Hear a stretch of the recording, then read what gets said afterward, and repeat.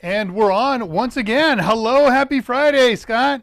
Happy Friday, Dave. How are you? Enjoying the day, working my you know what off. And you? Pretty much doing the same thing. You know, Good. very productive week. And hold on, let me turn off the other the other streams before we get the serious echo craziness. So here we are, another Friday. It is Friday. And I'm so glad. I'm looking forward to a little bit of a break. The most recent project that you assigned me, Mhm. I hate assignments because I can't not do them. There are so many other things I would like to be doing, side projects and whatever. Right. But no, there's always that project sitting in front of me, and I'm drawn to it like a magnet to steel, which is kind of a good news, bad news thing. It's I good was for. like, I was like, okay, moth the flame. I get that. Magnus, a little less I do destructive. that. I do that reference because we have an employee here that we've never talked about and we never will. But one of our administrative, well, maybe we certainly can, but one of our administrative people, she takes care of books and answering phones and taking care of expense reports and all those other administrative things. Um, she's a music head, as am I. And so we often compare notes, and we have been developing for the last couple of years the list of worst popular songs ever to grace our ears. And Magnet and Steel is her number one. I don't even know that one. And you are the magnet, and I am steel. You'll know it if you heard it on the radio. Look it up. Wow. Okay. It's pretty bad. I wouldn't rate it as the worst one ever. I got about 15 that are worse, but that's definitely hers. Nice. That was how I wanted to begin our show Yeah, today. right. So, hi everyone. Welcome to the Friday Dave Rust Ask Me Anything plus me. And Scott. Yeah, so Dramas. dramas. We're here today and every Monday, Wednesday, and Friday at 2 o'clock on Central Time to answer questions. We're still stuck in lockdown here in the States, and I'm guessing, and having talked to a lot of you around the country and around the world, that lockdowns are happening again and increasingly. So we're stuck. We're stuck at home, and this is our chance to reach out to you as instructors, and for you to reach out to us as students.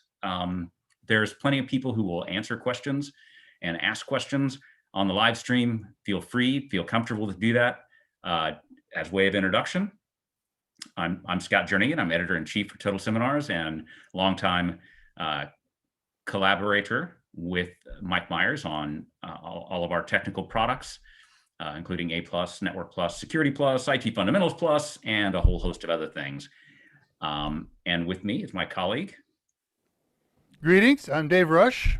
Most people here know me, but I'm the senior instructor at Total Seminars. I work technically directly, I suppose. I direct report to Scott and to all the other management, to Mike and the erstwhile hidden Dudley now and again. But there's not a lot of stand-up training to do. Mike has been very kind to allow us to go on here and fill in one of the time slots he used to use to talk about CompTIA and certification in computers and technology. And of course, we focus here on the Raspberry Pi, how it can be used as a learning teaching aid and how it can be used in its own right, just as a fun and interesting and useful tool. So ask questions, and if you don't want to talk to us here, if maybe you're watching this on the archive right now, so posting a message on the YouTube chat will not do you a lot of good, but we are still reachable. We love to talk about this stuff and talk with you about it electronically. So you can find me at daveR@totalsem.com. Company we work for is Total Seminars. Everybody knows it as the Mike Meyers Company, but that's our official name.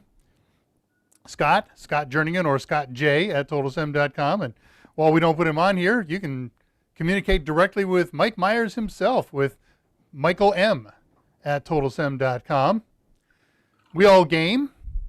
I'm picking up a new game. I just got an ad for it this morning. I'll let you all know what it is after I get myself ensconced in it over the weekend. But you'll find me on Steam as Blood Rush TX. And you can find Scott as Scarhart. And what else? Oh, yeah, like and subscribe.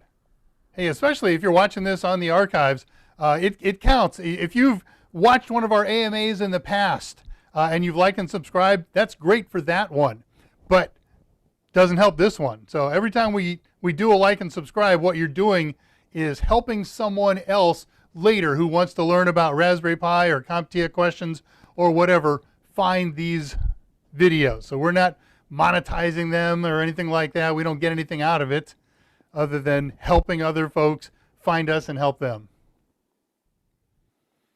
How'd I do, Scott? Perfectly. That was Sweet. great, Dave.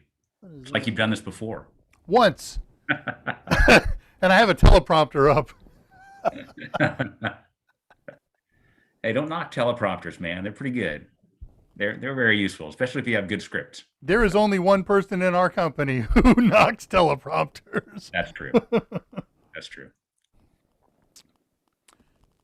So my souvenir of the day. Yeah, I was like, the giant scissors, man. I got a gig next weekend. It's been developing for a while, but it finalized a few days ago. We're doing a grand opening for a park, and they wanted us to get everything. They're going to do a ribbon cutting, so we had to get a ribbon that big and had to get ceremonial cutting scissors. And they're not just ceremonial. They're real. We cut things with them around the house as we practice with this. They're freaking cool. And they weigh about 6 or 7 pounds, and they come in right-handed and left-handed versions, just like real scissors. That's that's pretty epic, Dave. I must say, that's pretty cool. Yeah. So if you ever need a 24-inch pair of scissors, I know just the man to get them from. and they're horrifyingly expensive. Not my money. I'm spending theirs, but it still was shocked. Yeah. Hey, I just slammed that right over the microphone. It probably made a horrible sound. Sorry about that. In fact, I was about to text you on the back channel saying, please don't do that again, Dave.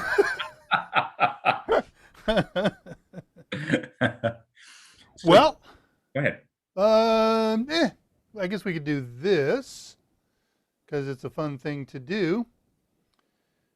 I like doing Friday shows when Mike does Monday, Wednesdays, because we kind of get to do the follow-ups and make sure we get everything right. Right. Like this, for instance. I'm going to say it right because I don't have it memorized like Mike does. I'm just going to read it like a teleprompter. So just for joining us today, and if you join us on the archive this week or any of Mike's AMAs, we have a special discount just for you, 25% off A+, Net Plus, and Security Plus ebooks. Hey, Dave. That's not something that we've done in the past. We're not doing bundles or anything like that. You go to Totalsem.com, go to the store area, gather up your loot, pick your Net Plus and your Sec Plus and your A+ books.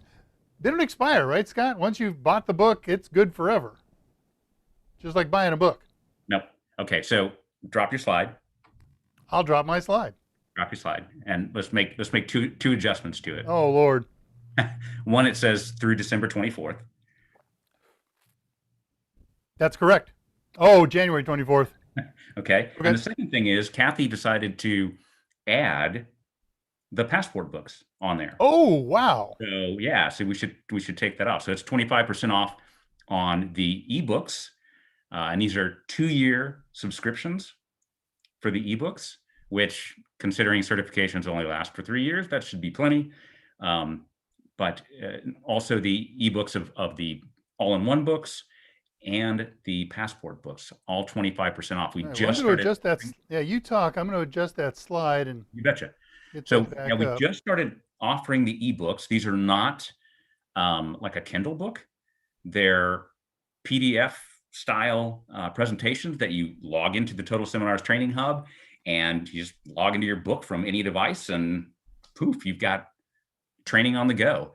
That doesn't weigh. Wait, how many pounds is that book? It doesn't weigh 20 pounds and carry in your backpack. You instead just toss it on your phone.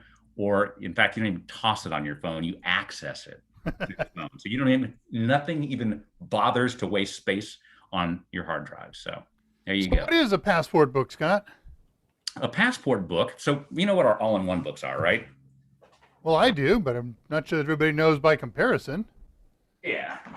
So, of course, we have the giant book, right? The flagship books, the all-in-ones that have uh, everything and the kitchen sink. So everything you need to be a tech and the stuff you need to know to get CompTIA A plus certified or CompTIA Network Plus certified, whatever. So that's what the all-in-one books are.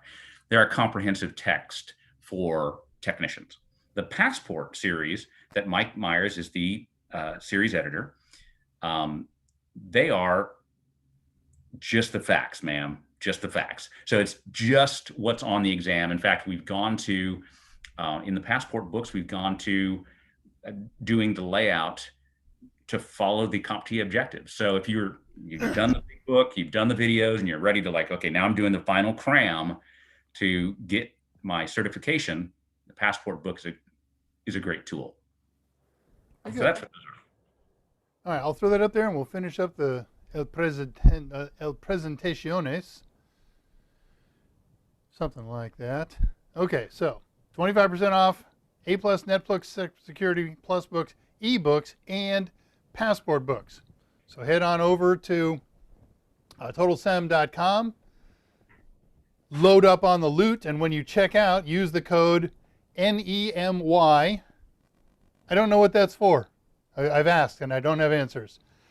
January 18th, 21, 011821. That'll be your checkout code that gets you that 25% discount on an already incredibly low price. And when you think about an ebook, it doesn't weigh much. It's just electrons, right? So these things are pretty lightweight. Absolutely. So it's a good tool. Good tool. And well, who's joined us today? We have a whole bunch of people. Love that stuff. Yeah, it's a good turnout.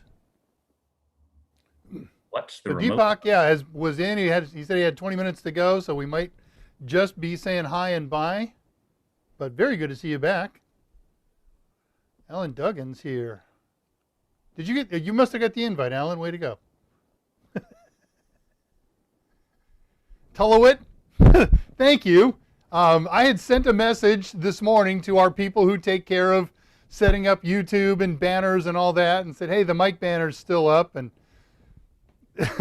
just before we got started, Scott said, hey, Mike's banner's still up. And right about that same time, we got your email. So a grand flurry of activity got everything fixed up. But thanks for joining in and helping out and reminding us. So one of the things on your slide that we didn't mention was, and Patricia just pointed it out, saying, what's the remote learning gift? If you are an active instructor and teaching a CompTIA class that we can help with materials, we are offering incredible deals, as in like, we really want you to succeed in your instructorship, if that's a word, in your class, and we will help you out very much so. All you have to do all you have to do is contact Kathy Yale, kathyy at totalsem.com, and let her know that you're a teacher, where you're teaching, and say, hey, how can you help me? And we are more than happy to do that. She has really incredible tools and discounts and better than discounts for teachers teaching active classes right now. So if you're not a teacher, but you know somebody who's teaching, especially classes that we have materials for, CompTIA classes and things like that, get them in touch with her. We are looking to help. It's not just this stuff is available. We want to be active participants in helping teachers out. Absolutely. You're welcome, Patricia. So for Patricia's those of you here. Very good. She was. I assume this is the Patricia we know from. Yeah, it is Patricia Grace. Yeah. Yeah, Patricia said she was about to take on some new responsibilities, and we wouldn't get to see her as much. So it's a pleasure to see her here today. Absolutely. So for those of you who haven't seen the Friday Crazy show that we do, I'm watching. I have the questions kind of as we're going through them on the screen right behind my monitor here.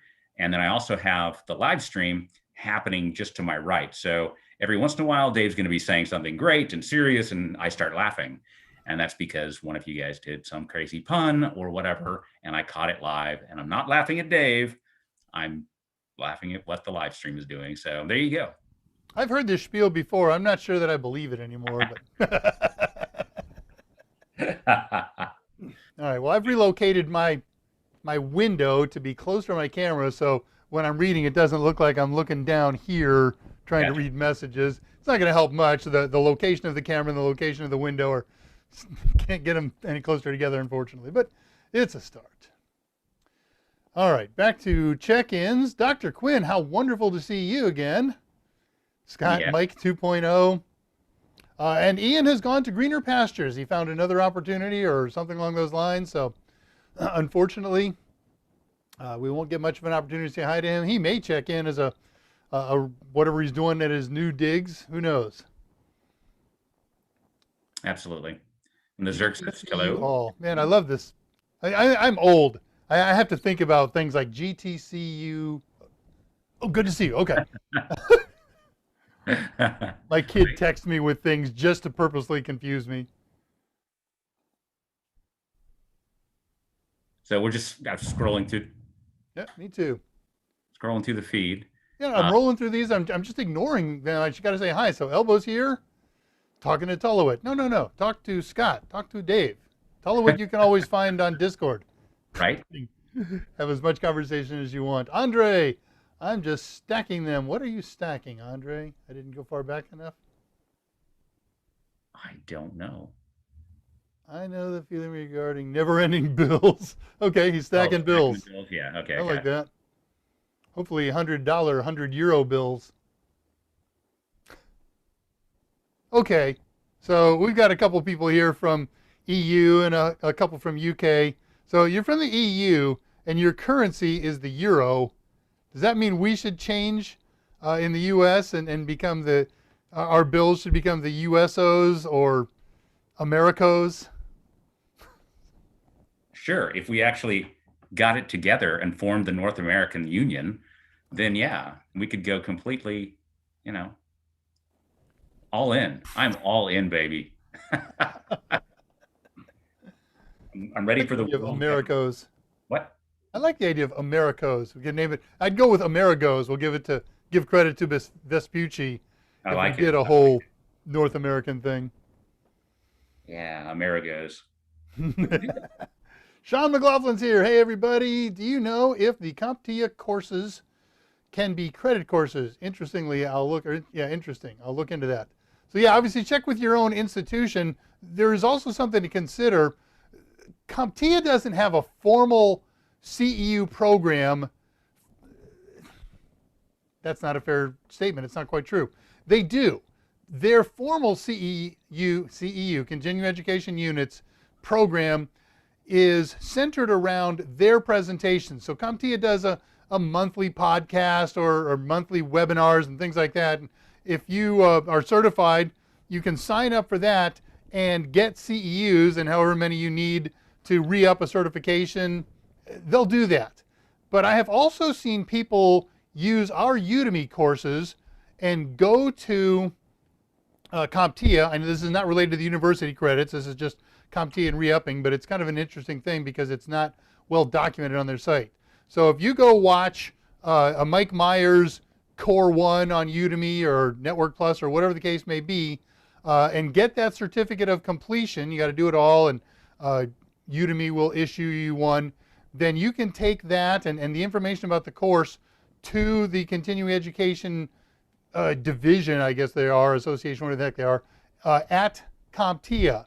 And everyone that has reported to me about this has been blessed and said, yeah, you can use those as CEOs toward re-upping certifications. So there's a lot of different ways to re-up CompTIA certs, and that's one of them that they don't document very well. I think to participate in that program, it's $45 US or Amerigos, but that's a lot cheaper than a pair of $278 A+ tests or that's for sure. Whatever the other prices are in the other ones. So totally worthwhile. And there's a lot of other programs in there. If you're an instructor and you teach X amount of classes per year, you submit that information to CompTIA and your $45, they'll re-up your certs. Cool. It's all about the money. Well, there is that. Yes. So yeah, it'd be interesting to pursue your college to see if they will accept that and the associated certification as CEOs. It'd be kind of cool. Yeah. See, I don't. As far as the teaching credentials, I think you actually need to be teaching to be able to get the credits for those. Yeah, but you don't have to be in a formal education. I've used that back in my early days of certification. Now, who knows? It's been some years, but ever since I've even been with Totalsem, after I teach a handful of DEA or FBI classes, I sent in the results of that to them, and they didn't need to see student names. They took my word for it, and I guess maybe they know who Total Seminars is. But okay, you're Gotcha. Sec Plus again for another 3 years. Thank you. Hey, I should tell everybody about my experience with CompTIA over the last 3 weeks. This is just a pat on the back. I won a small battle, but it's fun because I don't have contacts at CompTIA. I'm an employee at Total Seminars, so I'm not Mike Meyers. I don't know the big wigs or many people over there. I know a few of them by name, and I've spoken with a few. But as some of you know, I'm kind of part-time drafting what might become a Linux Plus course. So as part of my research, I was over on the CompTIA site looking at the exam descriptions and the prices of the exam and all that good stuff. And I was reading their description blarb. I crossed that between blog and blurb. And somewhere in that exam description, it said increased focus on storage and visualization. Visualization blew my head off. So I looked through, thank you. I looked through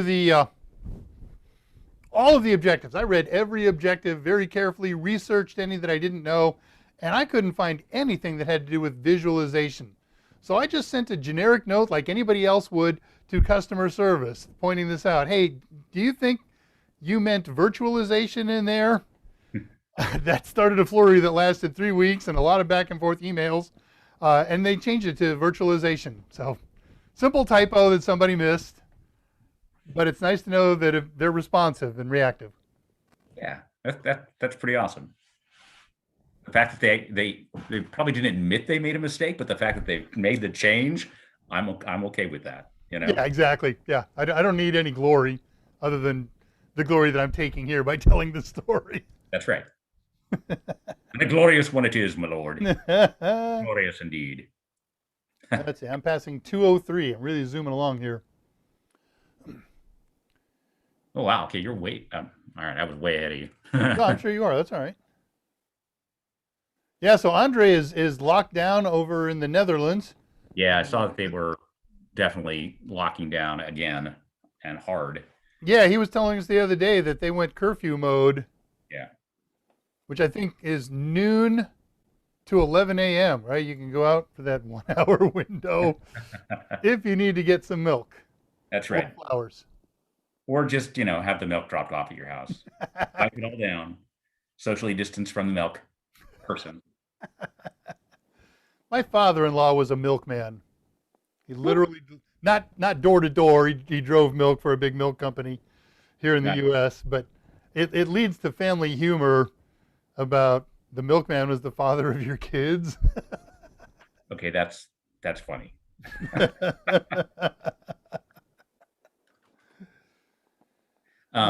So maybe you knew this or maybe you didn't, but Mike Meyers' father was a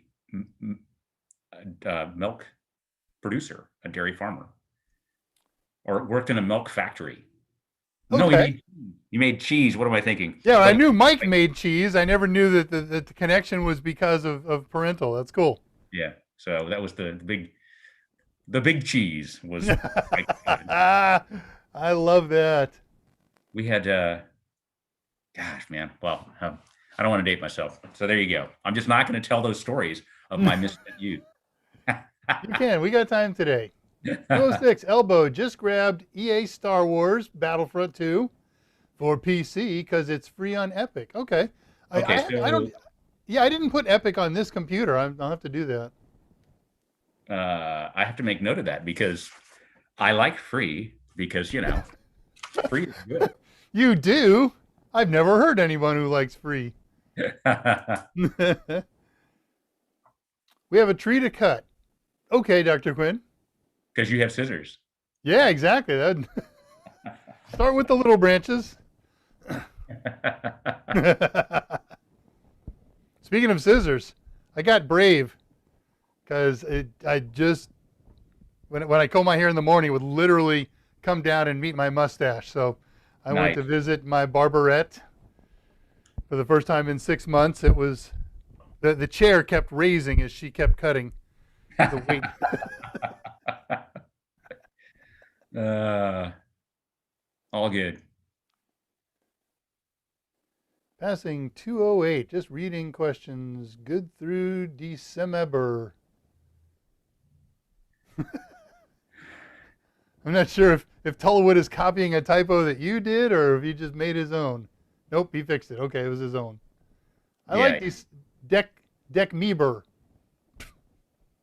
But I like the at 210, Tellowit made the great comment. I tried using Mike's A plus AIO, but my CPU is still running a little hot. But I'm not. I waited all last Wednesday for that pun to get made, and it never did. It was too low-hanging fruit for me, so I let it go. So those of you who haven't caught the last couple of Mike Meyers, the Monday, Wednesday show, and the last Friday show too, right? 3 days worth of system build. One of the things that Mike discovered when he bought his CPU is that it didn't come with a fan. And so he was like, oh, okay, I have to get a fan. And he could have gone with some crazy aftermarket thing. And he's like, no, I'm just going to go with a water cooling system. So he grabbed a water cooling system, immediately stripped the packaging off, didn't look at it, right? Because that's how Mike rolls, to be truthful. And people were like, oh, you got the AIO. And Mike's like, what? Even I'm in the back channel going, the AIO, that's your water cooling system. He's like, what? And he picks it up and starts looking at, is there a brand name on this right, thing? he was thinking that was a brand name. Right, which is funny because it's not, we don't play with water cooling systems that much and are not doing constant system builds. So we're not doing that kind of cutting edge thing. So not realizing that AIO for all in one meant fan, radiator, and cooling block all mixed into one. The AIO. Thus the joke, which if you have to explain it.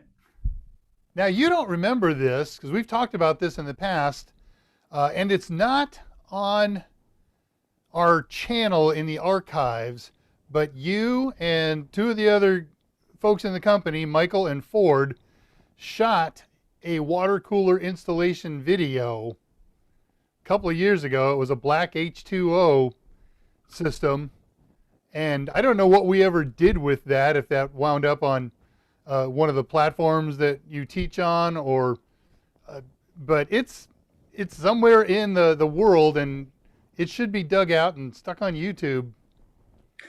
Turn that loose with Michael. It's either under my desk or it's in the Da Vinci. Yeah. Oh no, that's the white case, right? The no, VR. This was pre-white case. This was back when we had the wood workshop set. You did it around the same time we did cleaning the PC. I think that went home to Mike, and I think it died. That's what I think. Well, okay. It should come back. It was good. So, it was straightforward. It wasn't funny. It was just good how to install an aftermarket H2O. Right. And congrats, Tullowit, for testing negative. Oh, yay. Good news, Tullowit. What's the time mark on that? Much later. You'll get okay, I'm still playing 213 then. Please tell Mike hi and that he's loved. Very good. We will do that. Yeah. Absolutely. However, he would like to hear from you, Deepak. Michael M. at Totalsem.com. It would be great if you told him yourself.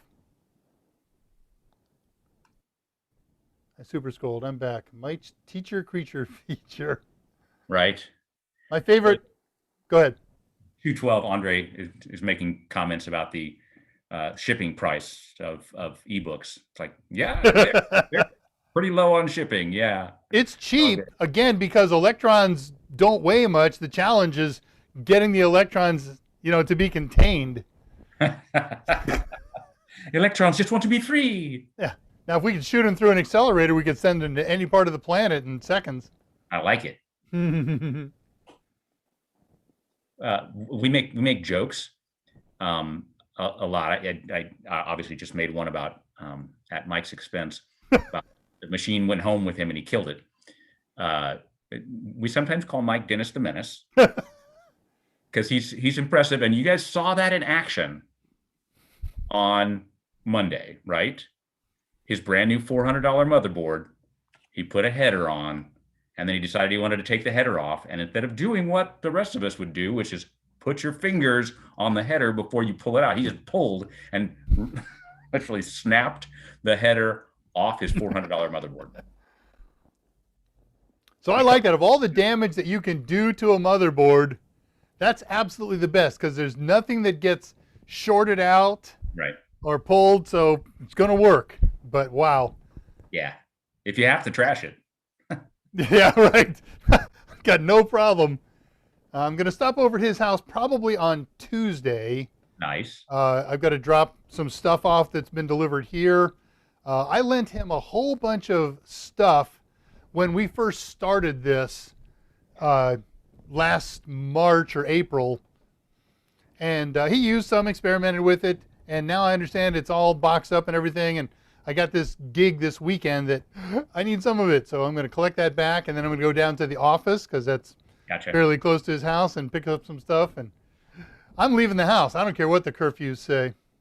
Yeah, so when Dave says something like Mike's house is fairly close to the office, all things are relative, because it's really, really big, right? So Dave is a solid 40 miles away from the office. And, more than that. Yeah, Mike is almost 20 miles away from the office. So, yeah. So as long as I'm at Mike's, just a few more miles. Nice. Nice. Passing 214. Yay, work. Yeah, so Patricia, I'm looking forward to hearing, and we can talk about this in a moment, more about this new responsibilities that you've picked up at your office. And this isn't the place for that, though we're certainly happy to hear about it. But as many of you know, and some of you don't, there is an unofficial Mike Meyers, there we go, Discord channel that was set up by our friend Jose Braden. It's something that got talked about in the early days. Hey, wouldn't it be cool if we take all this stuff that Mike Meyers talks about and we could get together during non-AMA times and flesh that out, study together, things like that. And so Jose took the bull by the horns and created a Discord channel. And you can join us on there. The code changes every day, but just do a search for Discord, Mike Meyers, Meyers, and the word unofficial, because it is the unofficial channel. And you will find today's code. Let me bring this up. Weekly special, close enough. I can get it from there. I popped the one that shows up for me. Okay. Yeah, it's kind of weird. Scott and I will go to the same place on the same day and get today's invite, and it's different. But this is the one that I got. So I just leave this up in the archive. You can check that out. But again, just do your favorite online search engine and look for Discord, Mike Meyers, unofficial, something like that, and you'll find it. But I'll leave this up here so you can type this in. It is case sensitive. And Scott has posted a link in the YouTube feed, the chat feed, so you can get it directly from there. And we usually, at least one of us, and often two or three of us, will join the Discord channel shortly after we do an AMA and hang out, do with or without cameras, answer more questions, and get in depth that we're in places and topics that we can't necessarily do here. And there's something else different about it, right, Scott, compared to an AMA? Well, yeah, it's a little different because it's unofficial.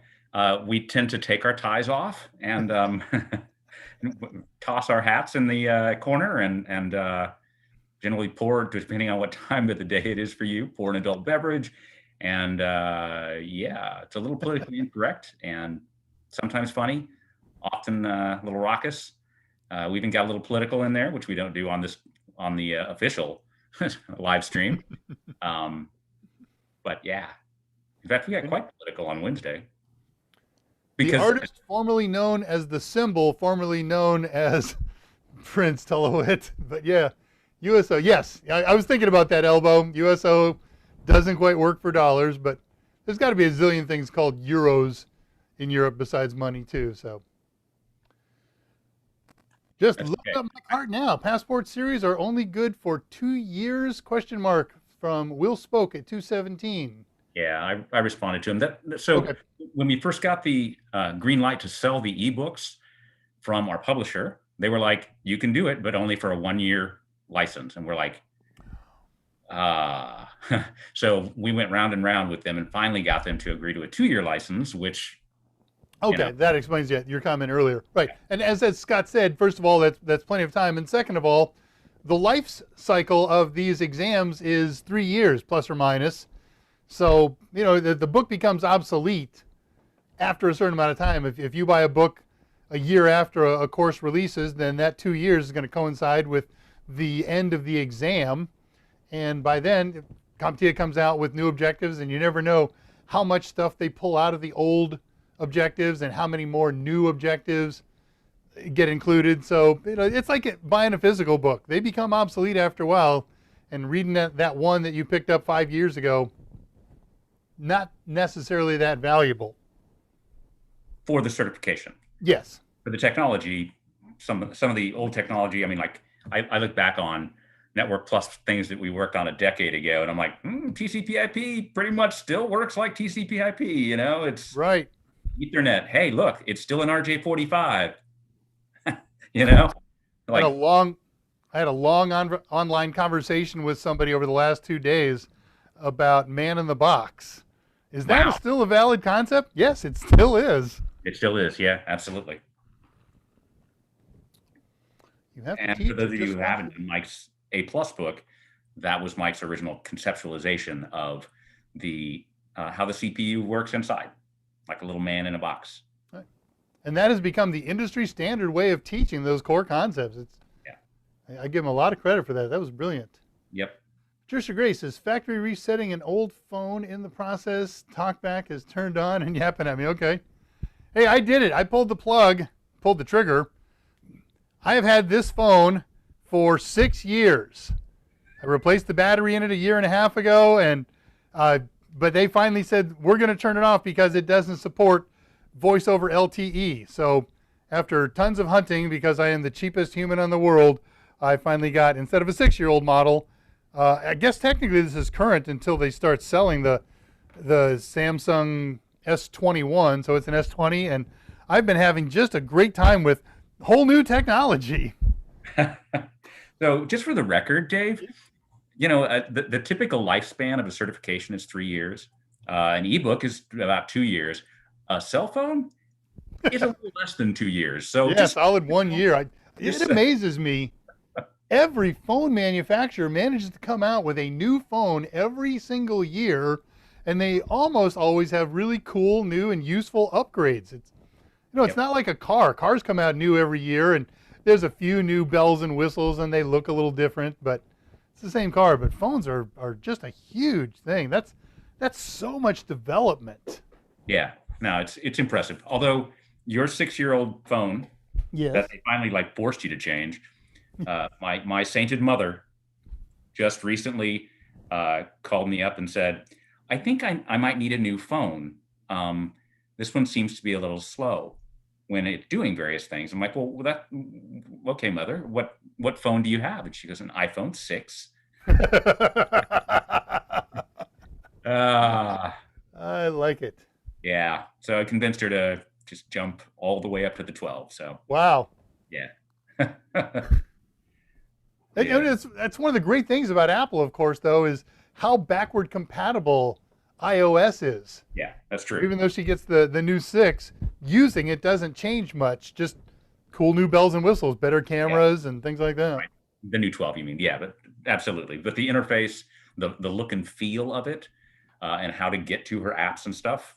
Yep. And 80 Yep. plus years Kudos old. to Apple for that. If Having only it did. consistency is good. Yeah, if only if it had cool technology in it that you could experiment with, like Wi-Fi Manager and CPU-Z. Oh, Dave. Oh, is that a holy war? So, in case you weren't totally clued in on that, some of us at the office think the iPhone essentially floats on water. So, and others like Dave Rush and Mike Myers swear by Android. So take your poison. Yeah. So it is fair to say though that the smartest person in the company, Michael Smyer, is a complete iPhone junkie. So yeah, but in fairness, he's a total Apple fanboy. So.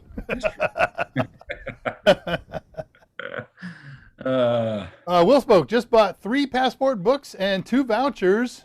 That's right, because we've got our vouchers are discount vouchers as well. So also definitely something to look into. Way to go, Will. And people always ask this, like, when do we either do giveaways on vouchers or when are they going to go on special? And we make almost nothing on the vouchers. They're already discounted pretty much as far as we can go. So yeah, it would be better, easier for just to send you money. True.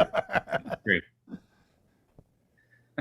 Wow. I'm not feeling a lot of love for iOS here from Michael and Andre. Yeah. Yeah. Andre, Okay. at 225, right, I bought a... I'm watching you two. Andre at 225 says he bought a MOHAA War Chest on Origin. I don't know that game. I bought Moha War Chest. Okay, been playing that a lot already. Good. So I hope you're playing it on one of those 2 Linux boxes that you built. MOA. Origin, Epic, and Steam.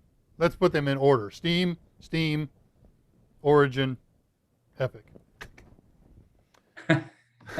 You got to throw Blizzard in there too. They've got their own platform.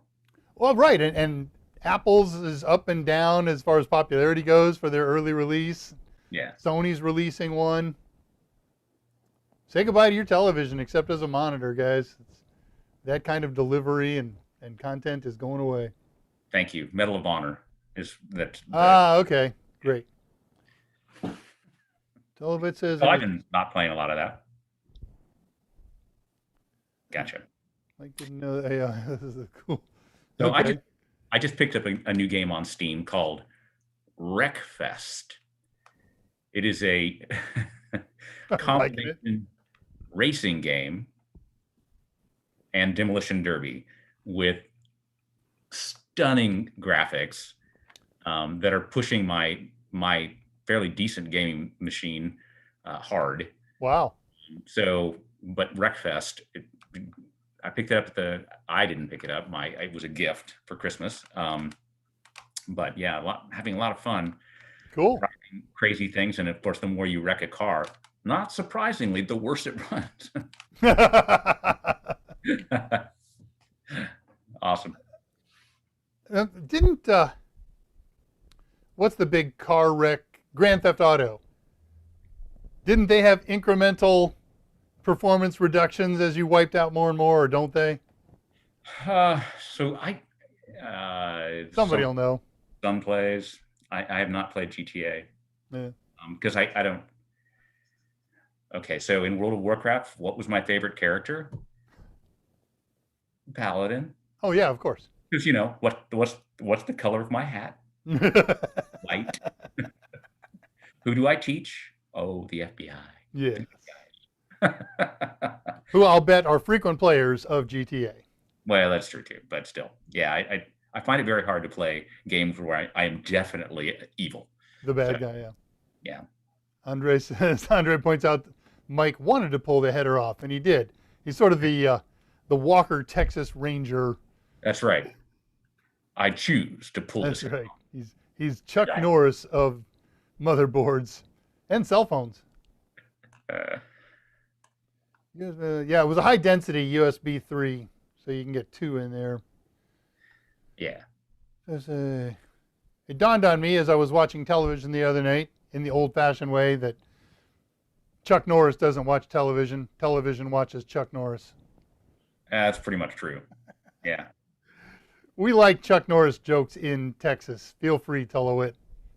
Yeah. Chuck Norris jokes they're pure gold, man. Pure gold. 233. Patricia Grace, I do anything related to IT and bookkeeping now. It's a tiny nonprofit. Right. I knew you were working for a nonprofit. Yeah, that's awesome though. Yeah. It's a great way. In fact, this is even in the difficult times that we're in right now, if you are out of work or underemployed or looking to changing your careers and you like, how do I get experience when I'm having trouble finding a job because they want experience and I don't have it and I got a certification. Where do I start, right? Chicken and egg. Nonprofits, volunteer work at not just soup kitchens or other churches. There's a word for these things. Charitable organizations. Thank you. Okay. But churches work too. I mean, it's a great place to get experience. And you're like, well, but I'm volunteering. Like, yes, that's exactly right. Yeah, you're not getting paid, except you're getting paid in what you can put on your resume and then take that to an employer. And the employer, not only does it not matter that it's not paid, but the fact that you were willing to put in the time in a volunteer setting to do and to further your skills looks better than I just got a job at Best Buy, which also I can't say that on air, which is also good, right? As far as getting experience. I was about to say that the opposite way. So, yeah, so all good. Andre at 239 got an A71 because the price of the S21 was too high. Me too. You would have to be in my personal. I hit my microphone again. Let me tap over here. Goodness. Sorry. Buying a new S20 or S21 is so far beyond the financial pale for me. I just can't imagine it. So I have hunted since November when I heard they were going to kill my phone for a used one that I found acceptable. And I think a new S20 right now runs $1,200 US, something like that. I picked this one up for $400. It's got $100 worth of work to do, and it had no accessories, so I probably spent $70 on accessories, cases and power supplies and all that junk. But still, in the end, I'm going to walk out with $600 for a $1,200 or $1,300 phone. I'm not complaining. No, great. It'll last for a few years. I use a phone all the time. Seriously, Michael Reeves? Because I've never heard people use the phone frequently. I always thought it was just kind of a convenience thing that might be an alarm on the side of your desk. Or I use mine as a bookmark. Yeah, they're perfect for that. I might consider. I was going to go S9. I looked, Michael, at S9s for a while, and then I realized I'd lose a couple more years of usage out of it, so wanted to get one as new as possible. But yeah, the whole search for phones and reading and learning specs, and there's 3 models of this thing, and they each differ in corner to corner size by 0.2 inches or something. But and otherwise no differential, and the price jacks up $200 or $300 per phone for that 0.2 inches. There's a voice we haven't heard here in a while. I've seen you on Mike's AMAs. Sorry, I just super scrolled. Not Andreas, right? Andras. Axe here as well. Andras. Okay. So yeah, Andras and I just of course typed in the chat. Andras was the winner of some practice exams on Mike's AMA the other day. Yeah, we've never seen him or seldom seen him, and he pops in and he wins right off the bat. Way to go, man. Yeah, absolutely. And Kathy will get with you. She's a little behind on some of this stuff. It happens. Yeah. We working from home adds challenges. I'm sure you all know that it's challenging to work at work. So add 50 miles to it. Right. And then add more distractions and craziness. And oh my gosh, my water heater just broke. It's like Right. you're at work and you're like, oh, who cares? I can't do anything about it. But if you're actually at home, you're like, oh, I guess I should get this fixed. Yeah. Nice, Michael Reeves, regarding the log cabin. That's good. Here That is comes good. all the Chuck Norris jokes. Yeah. Until it, Chuck Norris doesn't ask questions. Yep. He stares at his computer and the internet gives them to him.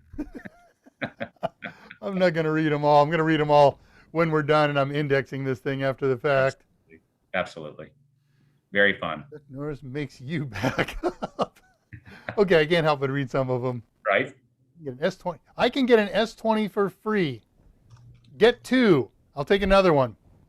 Get rid of my one with the big crack in it here. I have to replace the glass. It came pre-cracked, but the digitizer works. Wow. Yeah, so it goes. You guys might not be relevant, but I sent a mail. Okay, so yeah, Kathy will get to you, as Scott said. Yeah. And you have her email. You gave her the email as well. That's the right email, kathyy@totalsem.com. So she'll get it. She's probably gotten it and has it in the pile. Not sure how she wound up with that duty. That seems like it would be one of the administrative people, but because it's not like she gets paid to do this. Yeah. That's what's just, it's kind of like one of those. Yeah. I have 10 phones that you use as a paperweight. I'm in that same boat. I have a whole bunch of phones that I've collected that I never even used. They were gifts or other things. They were out of date that somebody said, here's one you might need for a video shoot or something. And if I piled them all up, it wouldn't look like my Raspberry Pi pile.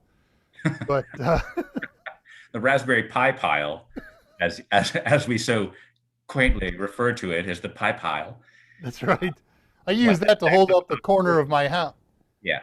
Yeah, I use them as foundation blocks for my house. Michael Reeves got his ebook yesterday. Way to go. Awesome. Have you read the whole thing yet? Now, get a job. So tell them about where we're going to go next week. Yeah, good idea. Well, I've been terrified to bring it up, but now that you've forced me into it, I did. at 14:52. Okay, so if you noticed today when you, oops, I'm sitting back. That makes me clip. That's weird. But if you've noticed when you logged on today to the stream, the banner that's up there did not say DNS Part 2. And there's a very good several reasons for that. Two major ones. One, Scott gave me a project on Monday. And when it's work time, I work. So I started this thing on Monday. In fact, he started it with me to show me what to do the way he wanted it done. And it's just so engrossing. What a lie. You can tell him what you're doing, Dave. Yeah, as a total project, it's really fun and interesting, especially the first parts. As some of you may know, we have received the first set of objectives for the upcoming Network Plus update course, the N10008. Now, I mention that because when Scott and what's his name, Mike, start writing the book, between the time they start writing page 1, chapter 1, I dedicate this to Leaky, my dog, an update to the objectives will come out, and they will get probably 4 or 5 minor change updates to the objectives as they write the book. They're not usually significant, but they do happen. So my first job is every time a new objective comes out, we have a spreadsheet with all the objectives on it. And what we do then is we add a new page to the spreadsheet, and then we map the old objectives to the new objectives. Hey, we talked about this in 007. We can still talk about this in 008. Oh, wait a minute. Here's an objective in 008 that didn't exist in 007. So all that's got to be done, and then another piece has to be done where we then go through all the old objectives kind of as a double check and identify very clearly what's not in 008 anymore. So we've got a list of what's new, a list of what's the same, a list of what's old. And I did that project a couple of weeks ago. I was very happy to get that one off my plate. It's fun. It's especially interesting to see some of the new objectives. You're going to be knocked out by some of them. And then Scott said, oh, hey, wait a minute. I did something to one of your old spreadsheets that makes my job easier and Mike's job easier in writing the book. Do that to the new spreadsheet. And I stared at it for a week or so trying to figure out the best approach on how to do this mapping. But basically, it's identify pages and chapters where we talked about a given objective. So when Scott and Mike go and read the old book, they can quickly go and source that material and say, how do I want to massage this? Do I want to keep it as is? Do I want to do whatever to it? So after a week of having no progress, Scott came over to my house, grabbed me by the shirt, dragged me up and said, watch this. Here's how to do it. And that's worked out very well. So I have spent all my working time this week working on that. I'm happy to say that I only have one domain to go. You know how they break the objectives up into domain 1 and 2 and 3, security and technology and whatever the case may be. So they're all done but one. That leaves me the evening to work on prepping for today. And so I started diligently prepping on installing the DNS servers and getting them to work. Well, first of all, I didn't get much done until yesterday. Yesterday, I just went whole hog. We're going to get this labs written up and documented. I can't make it work. I achieved success with an approach that doesn't make me happy and it won't make you happy. And that's the problem with it. So I was able to get a very well functioning DNS name server, recursive server, caching server, transparent server installed and totally 100% working, but it only succeeded when I installed it on a Pi-hole. And then there's all that mishmash that you have to do to the Pi-hole and to the DNS server, and the conf files are very convoluted. And I know not everybody has a Pi-hole, and I want to do something that everybody can do. So my goal has always been to have a separate, dedicated DNS server, set it up as you need to, and oh yeah, after the fact, all we have to do, thank you, is go over to the Pi-hole and make one change and point it to the new DNS server. And I've just been absolutely moderately successful in getting a new DNS server on a dedicated machine. It worked. Last night I had it working about midnight, except it was really slow. Of course, it had nothing cached up. So whenever I would go to a browser, a new page in the browser, it would take 10, 12 seconds for it to go out and do a full recursive search and find it and cache it up. Okay, that's normal. Next time I went to it, it's fast. But everything that I tried to do from the command line to test it just failed. It just utterly miserably failed. So I've pushed that off till next week. Today we're doing questions, and I have a couple other cool things to talk about. And we will do a DNS server installation that will fully work with Pi-hole or work without Pi-hole next Friday. So mea culpa, and with deepest apologies for not doing that today. I just didn't want to give you a half-baked presentation. I had this great idea on how I could fake it, but that's not the point. I want you to be able to look at this in the archive and follow along what Dave did and have a successfully, totally actually working thing. Yeah, that's one of the things that's interesting about teaching technology as opposed to just doing technology is sometimes you get into one of these situations where, yeah, I can make it work, but okay, one, I need to be able to explain it, right? And then do it in a fashion that's compelling for the viewers to follow and listen and learn from. Do it that hopefully is kind of entertaining as well, and that I can duplicate very easily, and that's visually pleasing. You know, so there's like all these different aspects of it. It's like I can make the thing work, but yeah. So that teaching, it's one of those teaching moments where you sometimes go, it'll be ready next week. Sorry. Yeah. And that's apologies, but it'll be cool, and we still got some cool stuff today. So thank you, Scott. At 254, Wing Gundam Zero. First of all, I love Gundam Wing and Gundam Zero. So kudos. And second kudos, I got my A+ yesterday. Woot woot. Big round of applause. Congratulations. You are fully A+. That's wonderful news. And this comes up, I get this question all the time on some of the platforms like Udemy that we support.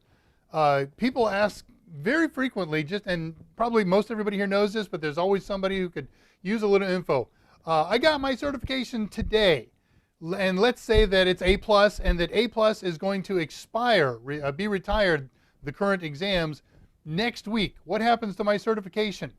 Good news, nothing. It's 3 years from the time you achieve it. So even if CompTIA retires the exams that you took at that time and introduces new ones, nothing happens. You are still A+ certified, and when your 3 years comes up, you can re-up it in a number of ways. You could retake if that's your ilk, if you're bent. It's not something you probably should do unless your company calls for. Be thinking about a couple months before it expires getting Net Plus certified, because when you do, it automatically re-ups your A+ certification. And then 2.5, 2 3/4 years from then, if you're not already, just in the barrel to do this right away, go get your Sec Plus certification, because that will re-up both your old A+ and your Net Plus. Right. And nobody's going to ask you which A+ you took, and you don't have to say I took 1001 or 2001 or whatever the case may be. 1101 will be the next one, right? Mike said 2001 on Wednesday. I've had that fixed in my head. What are you talking about, Mike? Oh, in case, since we brought up the Network Plus 008, and yes, Dave and I are staring at the objectives on our computers, and no, we can't tell you what's on them. Sorry. CompTIA made us sign an NDA, a non-disclosure. Magic of non-disclosure. Yeah, so we can't spill the beans until they do, which is probably going to be March, I would guess, maybe February, but I'm guessing March is when they'll release them, which would put a go live at some point in early fall for the new the 008 exam, and then a completion or end of life cycle maybe a year from May or a year from April for the 007. So you've got plenty of time. If you're working on Network Plus now, you have more than a year left. But the new exam should be out sometime in the fall. But we'll tell you about everything as soon as our lips are unsealed. Yep. So.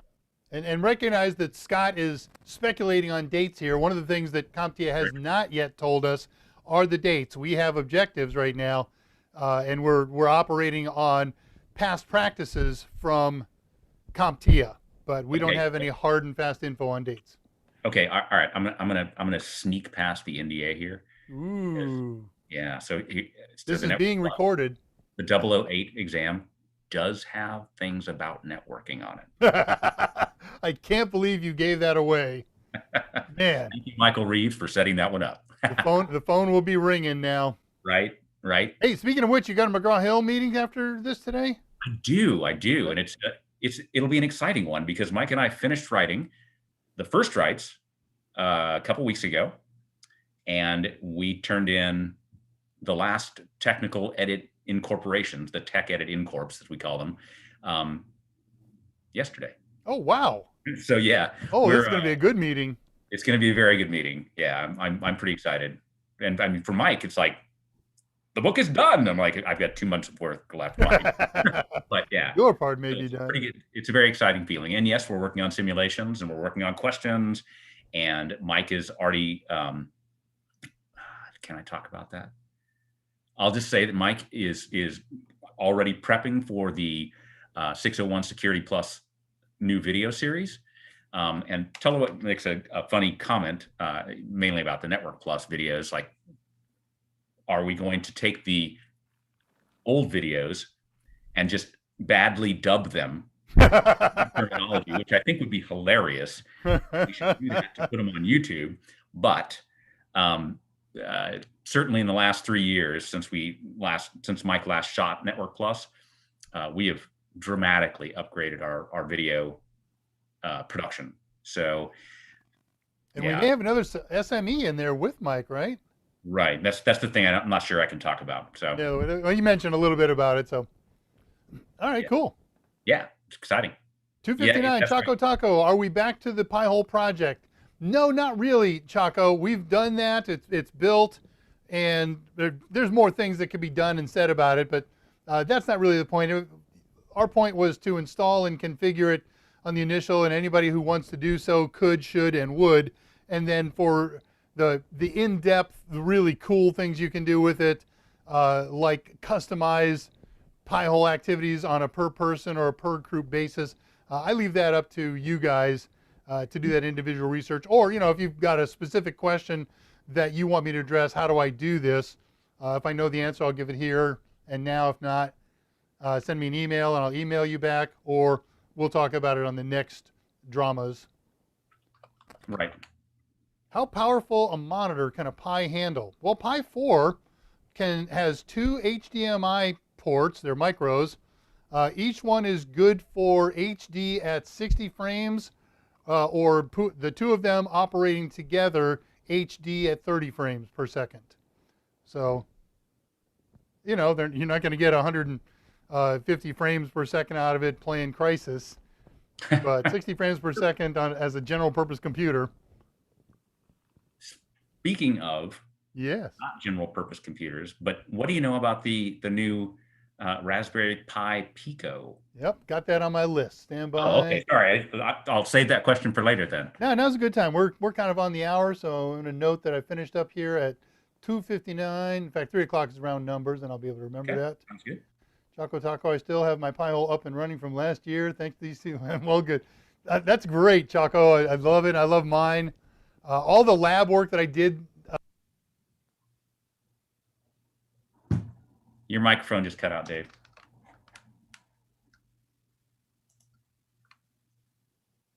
One moment, please. No, you are definitely not live. So I'll just talk. So Dave is going to talk about the Raspberry Pi. I'll look at. I'm back. Oh, there we go. The wireless batteries. Ah, yes. That's really fun. It's happened to Mike, but I knew someday it would happen to me. But I also knew that I had a backup plan ready to rock. There you go. The lovely little red light. Always good to have backup.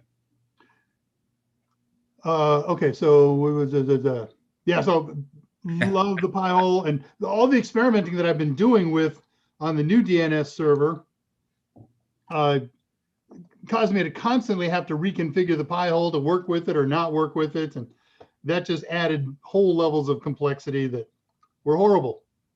All right, we'll let you sit there, and we're done with wireless for today.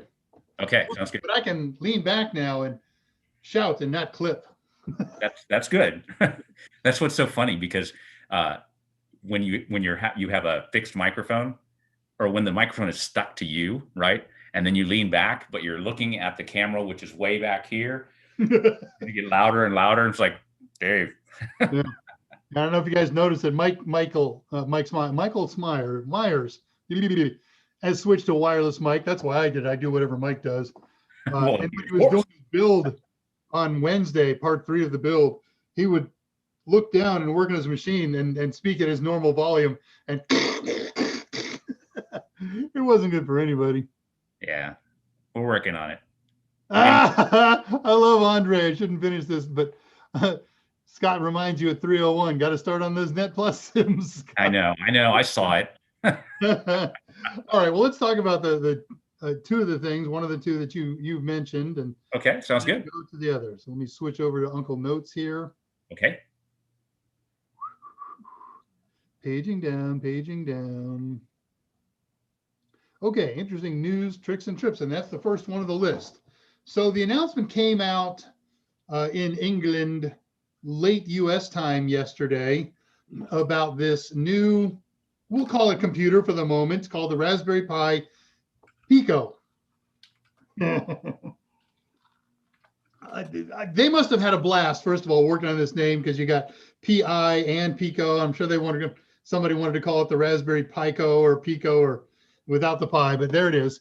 So Raspberry Pi, the Raspberry Foundation, has been creating computers now for 8 or 9 years, maybe not that far back, going back to the Raspberry Pi B, and they've all been general purpose computers. They have monitor outputs and keyboard inputs and USB, and they do conceptually everything that your Windows or your Mac machine does, just smaller, sometimes slower or lesser components.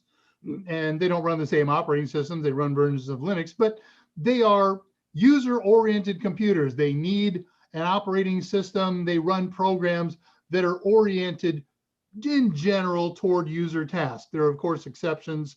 You can use a PC or a Mac to run something automated, but that's usually overkill. And so there is this other classification of computers out there called microcontrollers, or MCUs, microcontroller units, just like we have CPUs, central processing units. A microcontroller unit is not as smart or powerful as a CPU. It's not general purpose. It says, I know how to accept certain kinds of input, I can run certain kinds of programs, and I can generate certain kinds of outputs based on those programs. And you may all have heard of at some point, by far and away the most popular microcontroller out there. I apologize if you can hear that beeping in the background. It's going to go for the next minute. But there is this processor thing out there, this MCU, called an Arduino. No, it's bad, or no, you can't hear it? It's minimal. Okay. All right. So Arduino is as much the name of the company as it is the product. There's a lot of different Arduino microcontrollers. They have different capabilities, more RAM, more processes, more what they call I/O machines in them. It's very, very popular, and it's the kind of computer that you would embed in something, perhaps a toaster, perhaps a microwave oven, your greenhouse, window openers, your irrigation system. So you attach some sensors to it, they apply input, how dry the ground is, how hot the air is, whatever. And then there's a little program that's constantly watching that. And when it hits whatever limits you've programmed into it, it sends an output signal to one of its I/O ports, and that will turn on a motor that will open up a window or open up an irrigation valve or make a remote control car go forward, a robotic car. These are great for robotics. The list of things that are done with microcontrollers is beyond endless, just huge. HVAC controls run these, and many, many, many more. So I don't know, I didn't research this far further. It never dawned on me until today to find out who makes Arduino chips. If Arduino owns the factories that actually creates the silicon, or if that's contracted out or whatever. But it doesn't matter. It's good, it's useful, it's popular. I've done Arduino projects. Well, Microsoft, Raspberry Pi says our CEO, Dr. Evan Upton, his background is huge, and among that background is silicon fabrication knowledge. So for the last year or so, he's built a team of silicon developers and software developers and they have designed and begun to manufacture their own microcontroller chip. And in addition to the chip, it's mounted on a board. Sometimes if you buy an Arduino, all you're going to buy is a chip. Then you have to buy a development board or make your own. It can get very complicated. So they've developed their own silicon. They've got it mounted on a board, ready to rock. And the specs on it are really interesting, not when you compare them to a Raspberry Pi computer or any other computer, but let me give you a couple of the specs and then talk about why some of them are important. So it's an ARM-based processor. It's called a Cortex M0 Plus, runs at the blinding speed of 133 megahertz.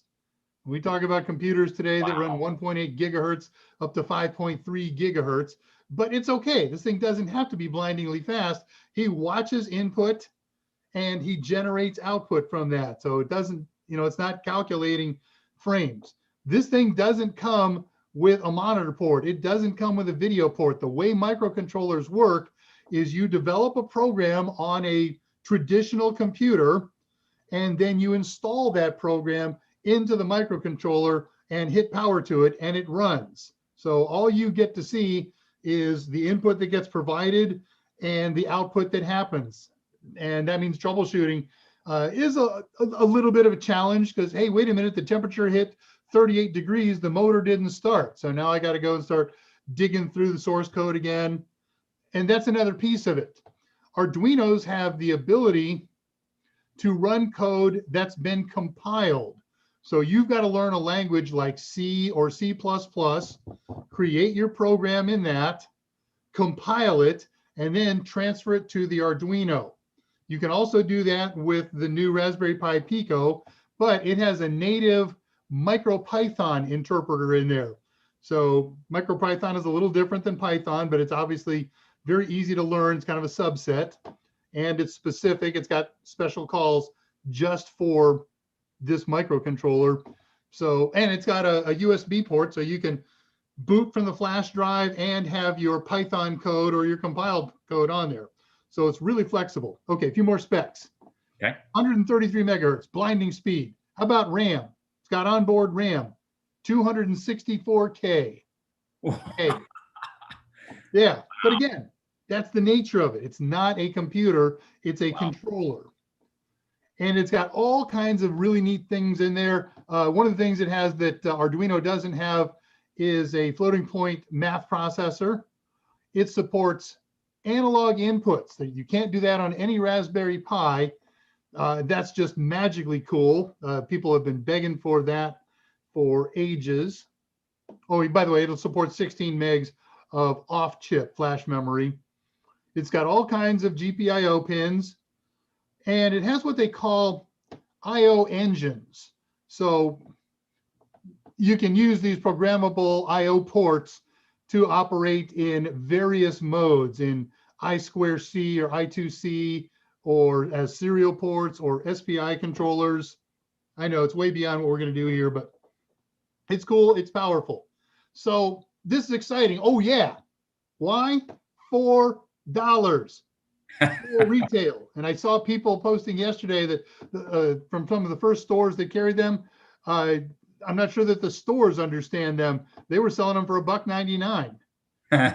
So I will be purchasing a dozen this weekend to be sure. Nice. I don't envision us doing any projects with them here. Somebody's got a great idea. Cool. Oh, I saw the first project yesterday that Raspberry Pi folks posted. Let me put a page up for you here. I want to show you something. Cool. Yeah, and for the record, my first two PCs did not have math coprocessors. Fair enough. Yep. Okay, so this is raspberrypi.org whack blog. So this is what was posted yesterday, and then they posted this thing today. So here's their post about the whole Raspberry Pi Pico. We're just going to scroll through a couple of pages if it ever comes up. There we go. Pico on sale now, $4. Billions of projects are already being posted and published.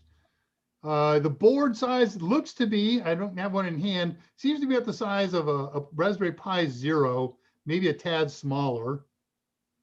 There it is. And they're making it themselves, their own silicon. Cool That's features here. There's the interpolator, the integer divider, the various different IO machines, 16 pulse width modulation channels. There's 2 in the Raspberry Pi. This is a really important kind of output that allows us to control motors in a very, very, very precise fashion. Does a lot of other things, but that's one of the really cool things it does. It's got software development kits. Okay, cool. So then they posted today, really they did, NeoPixel dithering with Pico. So NeoPixels are those laminated sheets of LEDs. They got red, greens, and blues, and they have just whites and whatever. And there's always been kind of a challenge running that on a Linux-based computer system because Linux has some non-deterministic aspects to it. You can't always get a very reliable timing because it's a multitasking operating system. It says, I'll spend some time with the GPIO pins, but then I'm going to spend some time running this program, and I'm going to spend some time running the operating system. All that goes away when you run these types of things on microcontrollers. So you can get very precise timing and management with these. So it's cool stuff. Now, as this came out, I started checking out all the blogs where people had things to say about them. Fanboys love it, even whether or not they understand it, obviously. The amount of haters out there really shocked me. Really? And the general focus on the hate was, why? Arduino's out there. It's a good board. Why would we introduce another product into the microcosm? And as I thought about that, and as I read some of the other interpretations, I came up with a couple of things. So there are 3 products for the most part that will now compete probably for this top end position. There's Arduinos. There are Arduino clones. You can buy an Arduino clone if you're comfortable buying Chinese knockoff stuff. But Arduino is very good in their legal department about pursuing knockoffs. And so all the knockoffs for Arduinos, most of them, have made a minor change in there that causes you to have to use some non-Arduino proprietary drivers. And yeah, so I wouldn't even consider an Arduino clone. If I want to play Arduino, they're not that expensive. You're in for $10 with board, but still not as good as 4.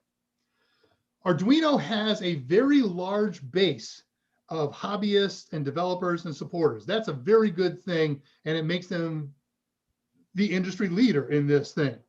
But I think that's also where Raspberry Pi walks in, because of the electronics hobbyists and computer hobbyists that have been playing with Raspberry Pi computers. I think they're going to start with a large support ecosystem and grow from there. So that's one reason why. And the other reason why is Arduino rules the roost. If they choose to add something cool and powerful to their product line, great. And if they don't, there's no competition out there to do it or to cause them to do it. So I think this is a situation where competition can probably improve both products. So as I look at it, the 2 big cool reasons to look at this, if you're an electronics hobbyist, is certainly price, $4 with board ready to go, and the large support ecosystem. So can we get a bunch of them, Scott? Absolutely. I'm thinking, as cheap as it is, I could probably call Mike or Dudley or one of the administrative assistants, say, hey, order 100 for us, will you? And we'll just start having fun. Sounds good. The other newsy thing, those of you who played with Kali Linux may have run into a utility called Snort. It comes in a couple of flavors. There's Snort and there's Air Snort. Snort called because that it sucks up or sucks in data, kind of like, at least it sounds kind of like a packet sniffer, but it's more than that. It has built-in intrusion prevention systems. Well, Snort hasn't been updated for the better part of a year, but last night or this morning, they announced their new version, Snort 3, which by specs, oh my gosh, this is definitely something we're going to do as soon as it turns up in the Raspberry Pi 3 repository. I checked the repository this morning. They're only on 2.9 now. It's a brand new announcement, but this kind of stuff happens fast. So check it out. If you go to 9to5, what's the 9to5linux.com, the word TO, 9to5linux.com. Did I save that page? Unbound, no, but you can find it. The number 9, the word TO, number 5, linux.com. Then you'll find it on their kind of a news gathering site. Take a look at that. So we will definitely be experimenting with that. So they've had IDS, they've had some IPS. Now they've got a much stronger, more powerful intrusion prevention system. Nice. Hey, that's the news of the week. Okay, it's okay, Jason, because the guys in the van are just outside the door. Dave can talk about morning stuff all day long. How are your noisy van people out there, by the way? We haven't heard anything on your mic. No, they're fine. Good.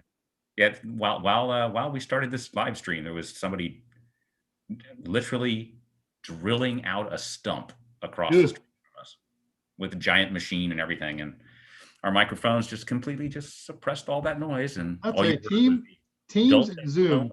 Sorry, start that again. I totally interrupted you.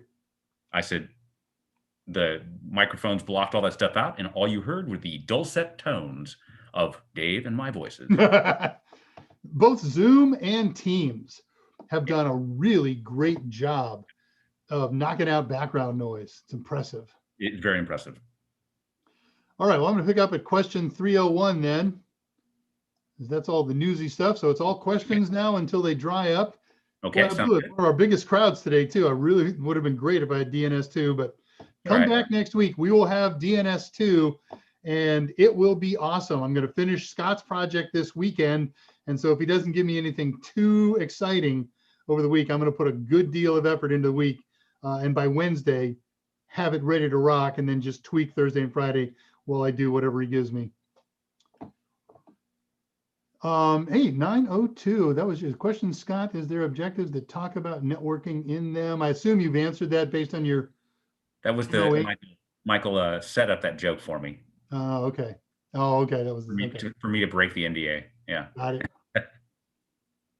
Jason Helms, what did I miss? Not much. All we've been doing is answering questions, and then the news that we just talked about now. So that's all we're going to do for the rest of the day is answer questions. Absolutely. Has anybody shot a movie yet on the new iPhone 12? So that's a question for the group. Assuming anybody has an iPhone 12 aside from my sainted mother. I can assure you has not shot a movie on it. Although, hey, you guys have, 3 guilty pleasure series for me. They're all at 4, and they're all shut down right now. They just finished Mando, of course. We've talked about Mando in here in the past. Discovery had a good season ender. It was a good 2 or 3 episode show. And my guilty pleasure series, there's going to be a couple followers among you here. I love the comedy troupe Broken Lizard. You will know them from Super Troopers, perhaps Beer Fest. Their other couple of movies were basically bombs, but I love those guys. I've gone and seen them in concert as they've done panel presentations and things like that. Well, 2 of them have a series called Tacoma FD, which when you think about it is a hilarious premise. Tacoma is the rainiest city in the United States. So, there's not a lot of need for the fire department there. So they've done 2 seasons worth. They're shut down right now with COVID and everybody else, but they've got their 3rd season approved. And those are, I love Star Wars. We got lots of new Star Wars stuff supposedly coming out later this year, early next year. Can't wait. So one of the things that my younger Star Wars aficionados pointed out is that the Clone Wars, the cartoon series, yes, that ran for several seasons, is kind of almost must-see for all the background characters and stuff for the latest season of Mandalorian. So right. Audience, it's much younger, but the shows are only like 20 minutes long. So, you can handle kids' cartoons for 20 minutes. But just to give you some background on some of the characters, that might help. Yeah, that helps. But it stands alone because the wife and son watched those whole series, and I didn't. And it absolutely stands fine alone. But they get a little bit more Easter egg out of it. And gotcha. Hey, there's right, cool. That's a good line, Tullowit at 05. That's no moon. That's a pie hole. That one's good. Yep, absolutely. And there's lots of anti-Apple love or Apple hate. I don't know. Yeah. Apple love. Wow, you can tell I've been politically correct way many years. Well, good. Welcome to our holy war. That's right. That's right. Yeah, get a Pi to run my mic or 2 batteries. I could have gone the really high tech way and had 2 batteries sitting here ready to rock. Hang on, I'll be silent while You missed your calling as the gadgeteer, Dave. That's right. I feel a YouTube video coming on. Right? So Mike is going into studio in near future for stuff. That's incredible because our building, our studio, going into a building during lockdown, and we've mentioned this in the past. We share a building with a home healthcare company, and of course they have just this very rigid set of rules about how to stay safe from us and one another and everything. So going in there, it just feels like you should be in a full pressure suit and run the gauntlet. Fortunately, the studio is as far away from the entrance as you can get, so it'll be really isolated. But that's true. And once one person braves the entrance in full, hazmat suit, we can open the side door and not even go in through the entrance. So that's true. Yeah, I like that. I mean, it's not ideal, right? But yeah, and it's cool enough right now they could actually shoot outside.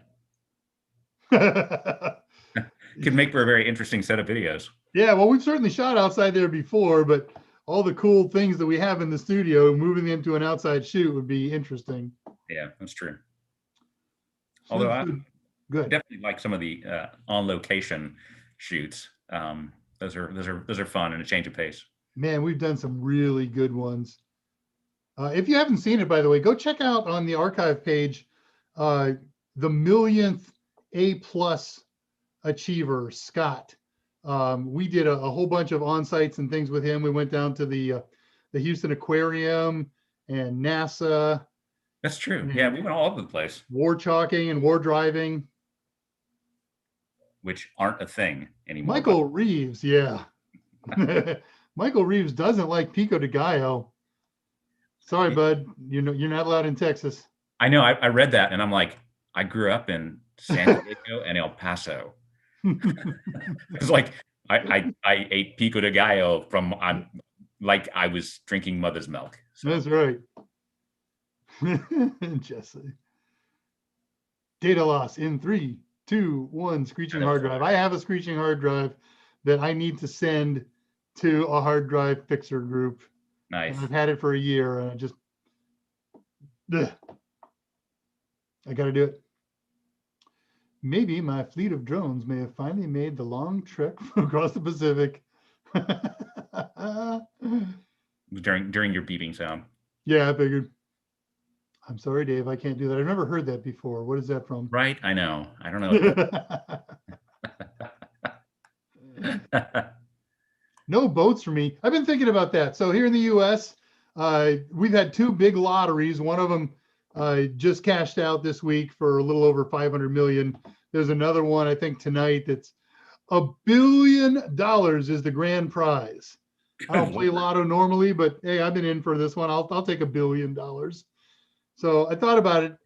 My first extravagant expense. I'll put most of it away, but I want to buy a defunct cruise ship company with a couple of cruise ships. And there's one that's got 3 ships for $201 million, and that will be my first extravagant expense. I like it. I mean, of course, the way things are going right now, that's pretty much all cruise ships lines. Yeah, exactly. I really only want 1 cruise ship, but you get a deal. Yeah, there you go. So it's hanging out for dear life with the drones. Yep. Right. We have lots of drone talk. Passing 316. I'm about 15 minutes behind. That's okay. Yep. We have a drone. Total Seminars had me get a drone, and we've tested it, but we never wound up using it in a shoot. And it's powerful enough to hold a good phone. I think we could use the native camera in it, but we could hoist one of the new phones that does the super slow-mos and do some interesting stuff with that. Yeah, see, I'm actually very interested in trying to. I want to write some scripts and some high-end videos or higher-end production values where I incorporate a high-end drone, like not high-end, but like a $2,500 drone. That's high-end. Well, yeah. Not if you want $1 billion, but Right, exactly. But just to be able to go, Dudley, I have this great idea of these great scripts that are going to sell millions and millions of dollars. All you have to do is buy this $2,500 drone. that's right. This I is want how, to be in that meeting, silently sitting in the corner. Clone Duinos. Nice, Tolowit. yeah. Michael Reeves, I actually built a working radio and want to rebuild one. Are you talking about the old germanium cat's whisker diode radios? You're talking about something more sophisticated? Fill me in on that. That definitely appeals to me. I certainly did that as a 9-year-old because I was a geek long before then. But I built that old cat's whisker germanium diode one and have long since built many more sophisticated radios, both in kit and from scratch. But I'd like to hear So, what you got going on there. yeah, so I've joked, I've joked, not even joked, but said that Davis had led many lives. One of those lives was as an electrical engineer. So, yeah. When he says he's built many of those, he's not joking. Jesse Helms at 324. Dave, you can't be talking about snorting thing, man. You got to keep that on the low, on the down low. Yeah, well, that's why I call it air snort to boot. Right, I know. You didn't even talk about. I guess they just updated snort, not air snort, right? That's correct. Okay, and air snort obviously is or not obviously, that's the wireless snort. There you go. Right? Air snort. And if you haven't had to play with Kali Linux, like all Linux products, it's a free download and definitely worth checking out some of the amazing tools available. See our episode on doing it on the Pi. That's right. It's great. I love doing them on Pi, but if not, do it in a virtual machine on a Windows box or a Mac box. Or you got that old laptop lying around that's got XP on it. It's useless anymore. Smoke that drive and install Linux on there or Kali Linux. That's what I love about this thing. The Pis are great and there's a few unique things that they can do, but so much of the stuff that we do here on the Pi, you can do that with any Linux box and sometimes with Windows and Mac boxes. And we encourage you to do that. Absolutely. I haven't shot anything, says Andre. Range is closed. You got a basement. Half loads and wax projectiles, man. Wow. Don't think I haven't done that. Though usually it's backyard stuff. Right. Borrow iPhones to shoot them. Yeah. This is the way. Here comes Mando. Have you seen it yet, Scott? I have not watched the new season. I just re-upped. Okay, but you've seen I saw the first season. I just re-upped Disney Plus. So, and of course my no, I'm not going to say that. Okay. We'll be checking the back channel when we're done here. I want to hear the rest of that.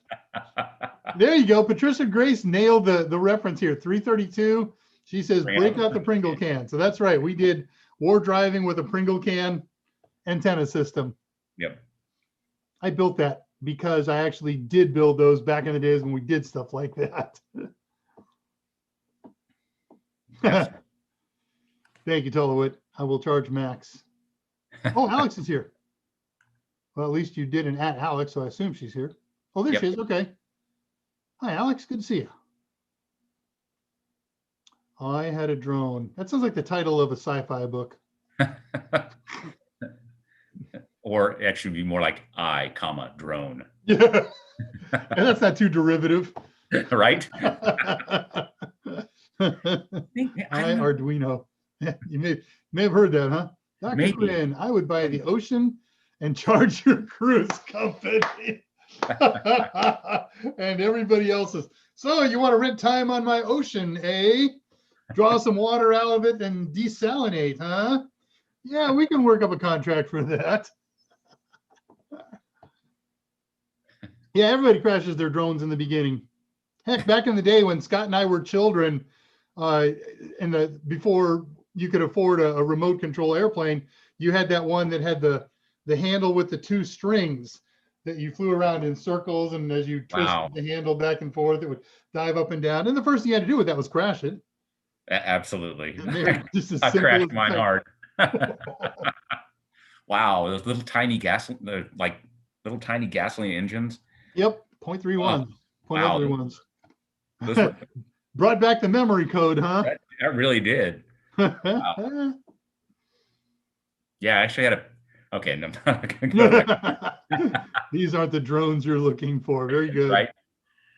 I like Axe comment here. You know, I have a high-end $2,500 car. $2,500 car. That counts. Yeah, and Trade I'm like, it in, "It's man." kind of a medium range drone. I know. Actually, a buddy of mine gave me a drone last week. Oh, cool. With 3 batteries and all kinds of stuff, and so I'm looking it up and realized he's like, "Yeah, I'm not sure the batteries work though, because I haven't been able to get it to work." And so I look up this drone, and it's like 10 years old. Oh, And I'm like, yep, those batteries are done. Thanks for playing. pretty much all done, man. Can't I even buy opened up my, sorry, good. can't even buy replacements. So Yep. I'm like, all right. I opened up my drone a month or two ago, thinking about what I could do with it, and some of the knockoff batteries that I bought had swollen, Oh boy. and so no hope on those. And they weren't Nope. that old, but cyber snorting. You're on a roll today, Tullowit. Allie can get you into legal trouble. That is Okay, true. we've always said, with great power comes. Great responsibility. Oh yeah, you set me up like that, and I blew it, so I thought I'd return the favor a long time ago. So yeah, you can't just willy-nilly fire up Callie and start snooping somebody else's resources. Okay, Right. that's not legal. You got to have permission. Use your own. Knock yourself out and play with your own stuff. But as soon as you start poking around in somebody else's world without their permission, then you get a visit from the black vans. Yeah, and it's pretty impressive. For those of you who haven't played it with it, Kali Linux is set up to be a penetration testing suite of tools, an entire distribution designed for that task. And so all of the great tools available for pen testing are right there, built into the operating system, or accompanying the operating system. And it's stunning what you can do with it. And yeah, you can definitely quickly get into trouble because, we're all connected to the internet. There's no reason I can't run sniffing tools on, I don't know, whitehouse.gov, just like I could on, my own little internal server, just as easily with the same tools. And that, as we say in the business, would be a bad thing. Yeah, that's special industry jargon. I like that stuff. Mm-hmm. 337, Andre says he has no basement. The aquifer is too high. We're in the same boat. Scott's basically at sea level. I'm not too far from sea level. I'm about 150 feet. But yeah, if you dig a basement in here, they have another name for it. It's a swimming pool. Right. Yeah. I technically, I'm at one of the highest points in the city. I think I'm 18 feet above sea level. It could be. I'm 150. Nice. But we pilots know that stuff. There you go. New season was great. Yes, the new season was great. I like that. Especially their last 1 or 2 episodes of Mando, where they I won't give a spoiler, but wow, it was good stuff. Man, I haven't watched it yet. Yeah. And yes, Tullowit, iPhone users are iDrones. Yeah. Okay. Go ahead. Keep making the iPhone slam jokes. X. Ow. Yeah, Chaco. If you extracted all the at 338, if you extracted all the personal information that Mike tells you about in his AMAs, you got a pretty good life story there. I don't know if I can stand watching them all again. I watched them all at least twice, so I would rather hang a rope around my big toe and start hauling up. Don't hold back, Dave. Tell us how you really feel watching Mike. Yeah, how do I really feel? Oh, I want to think at least programmed with virtual free will. Good line, Chaco. Virtual free will. Oh, I want to get political right now, but I won't. Yeah. Scott looks down his nose at the city. Well, yeah, everybody, he lives in this very exclusive neighborhood, and they all look down their nose at the rest of us. So.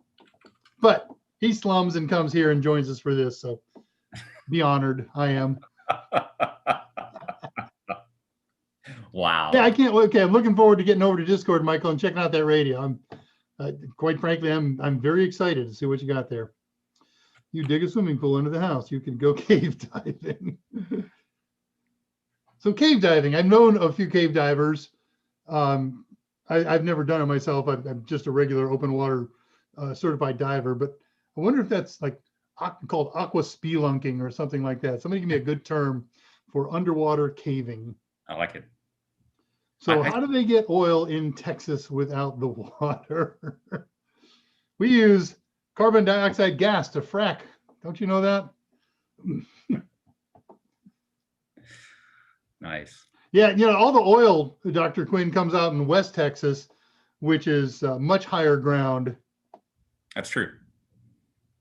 That is very true. My kid goes to school in Lubbock, Texas. Call it northwest corner of the state.